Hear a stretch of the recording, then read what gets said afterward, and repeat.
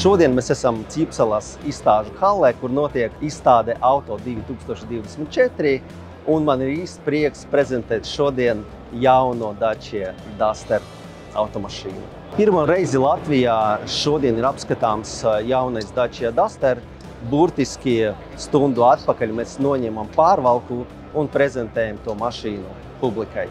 Dacia Duster ir īsts veiksmes stāsts, kurš ir radījis 2 miljonus priecīgu īpašnieku. Respektīvi, 2 miljoni cilvēku ir nopirkuši pirmo un otru paudzi, un šodien man prieks ir parādīt 3. paudzes Dacia Duster.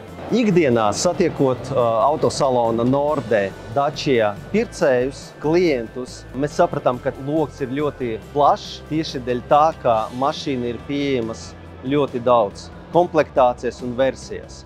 Konkrēti runājot par 3. paudzes Dusteru jaunu modeli, ir pieejamas 4 komplektācijas un 4 izpildījuma versijas. Respektīvi, jau zināms un novērtēts no klientu puses Dusters ar gāzes LPG iekārtu un rūpnīcas, kuram ir visas rūpnīcas garantijas. Tad ir benzīna motors ar manuālu kārbu, benzīna motors ar manuālu kārbu un pilnpiedziņu, un pavisam jauna versija Dusteram.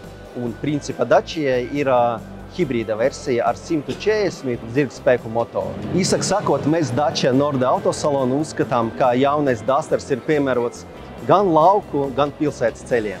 Jau šis vasaras sākumā jaunais Dacia Dusters būs pieejams arī testa braucieniem. Dacia Norde autosalona Skanstes iela 31A Rīgā.